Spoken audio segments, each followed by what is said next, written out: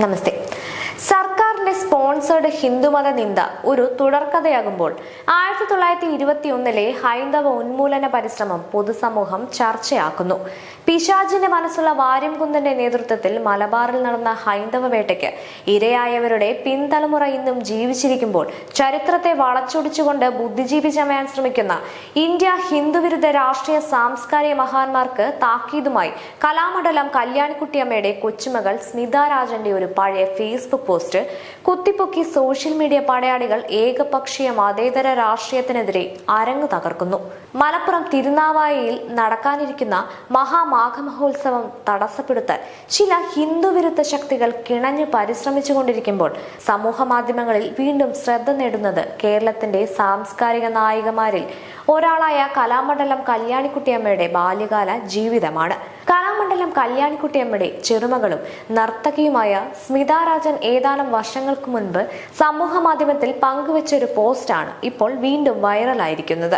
1921 നടന്നത് ഹിന്ദു വംശഹത്യ തന്നെയാണെന്നും അന്ന് വാര്യംകുന്നന്റെ നേതൃത്വത്തിലുള്ള മുസ്ലിം കലാപകാരികളിൽ നിന്നും ജീവനും കൊണ്ട് ഓടി രക്ഷപ്പെട്ട ഒരു 6 വയസ്സുകാരിയാണ് കലാമണ്ഡലം കല്യാണിക്കുട്ടിയമ്മ എന്നും സ്മിത രാജൻ തന്റെ കുറിപ്പിൽ വ്യക്തമാക്കുന്നു.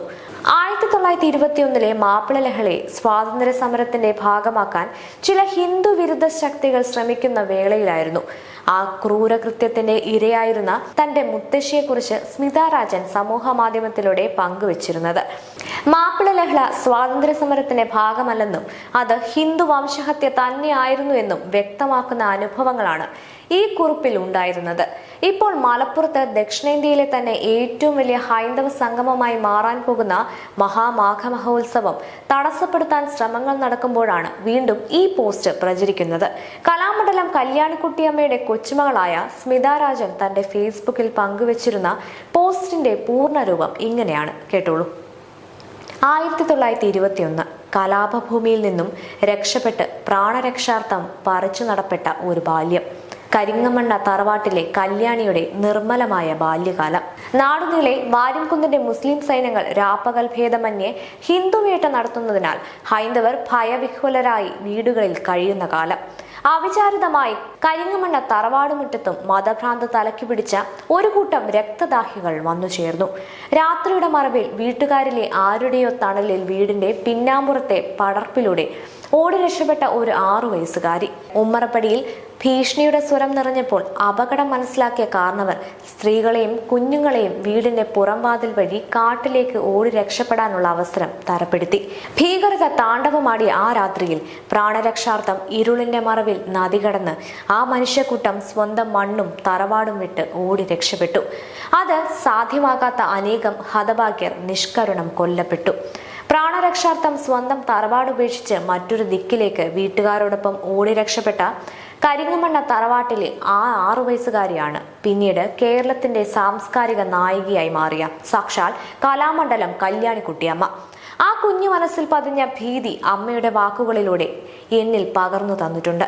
വർഷങ്ങൾക്കു ശേഷം അമ്മമ്മ പറഞ്ഞു തന്ന ആ തറവാടിന്റെ ഉൾമുറികളും വരാന്തകളും ചാരുപടികളും ഒരു നോക്ക് കാണാനുള്ള ഭാഗ്യം എനിക്ക് ലഭിച്ചു.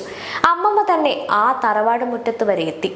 അന്ന് അവിടെ താമസിച്ചിരുന്ന മുസ്ലിം കുടുംബാംഗങ്ങളോട് അഭ്യർത്ഥിച്ചുകൊണ്ട് കൊച്ചുമകൾക്കായി ആ അവസരം ഒരുക്കി തന്നു.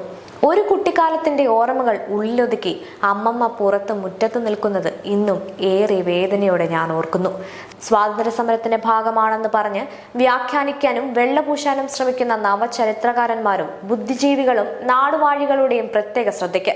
അന്നത്തെ ഇസ്ലാമിക ഭീകരതയ്ക്ക് ഇരകളായവരുടെ ഒരു പിൻതലമുറ ഇവിടെ ഇപ്പോഴും ജീവിച്ചിരിപ്പുണ്ടെന്ന് നിങ്ങൾ മറക്കരുത്.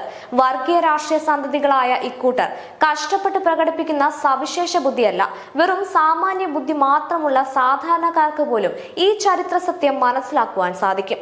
സത്യസന്ധമായ ചരിത്ര പഠനത്തിലൂടെ തെറ്റുകൾ ആവർത്തിക്കാതിരിക്കുവാൻ വരും തലമുറയ്ക്ക് എന്റെ കുറിപ്പ് വഴികാട്ടിയാവട്ടെ. ഇങ്ങനെയാണ് 1921 പിൻതലമുറക്കാരി തന്റെ ഫേസ്ബുക്ക് പോസ്റ്റിൽ പറഞ്ഞ് അവസാനിപ്പിക്കുന്നത്. 1921 മാപ്പിള ലഹളയെ ഭയന്ന് പെരിന്തൽമണ്ണ ഏലംകുളം മനയിൽ നിന്നും കുടുംബാംഗങ്ങളോടൊപ്പം പാതിരാത്രിയിൽ ഒളിച്ചോടി ഇരിങ്ങാലക്കുടയിൽ അഭയം പ്രാപിച്ച ശങ്കരൻ നമ്പൂതിരിപ്പാടാണ് പിന്നീട് കേരളത്തെ മുടിപ്പിച്ച ദേശീയ മതമായ കമ്മ്യൂണിസ്റ്റിന്റെ ഇന്ത്യൻ പ്രചാരകനായി മാറിയത്. ഇസ്ലാമിക ഭീകരത മനസ്സിൽ തികട്ടി വരുമ്പോൾ ശരീഅത്തിനെയും ബാബറി മസ്ജിദിനെയും തള്ളിപ്പറയുന്ന EMSന് അധികാരത്തണൽ ആവശ്യമായി വരുമ്പോൾ ഇസ്ലാമിക വർഗീയതയെ ചേർത്തു പിടിക്കുന്നതിൽ അടവുനയം കാഴ്ചവെക്കുന്ന അവസരവാദ രാഷ്ട്രീയം ഭാരതത്തിന് കാഴ്ചവെച്ച ഇന്ത്യ ഹിന്ദു വിരുദ്ധ കമ്മ്യൂണിസ്റ്റ് മത നേതാവായിരുന്നു EMS എന്ന് ഈ അവസരത്തിൽ നമുക്ക് സ്മരിക്കാം.